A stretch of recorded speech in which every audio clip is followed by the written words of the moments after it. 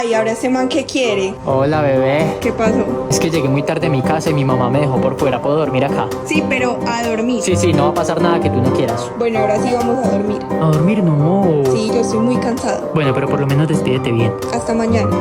Tan payasa. ¿Qué? No, que hasta mañana. Ay, ¿qué pasó? Estás soñando conmigo. Pues si no me ha dejado dormir. Perdón, ya me duermo. Ay, ¿qué es eso? ¿Qué está sonando? ¿Usted qué está haciendo? Es que me estoy cepillando para cuando nos levantemos no tener mal aliento, bebé.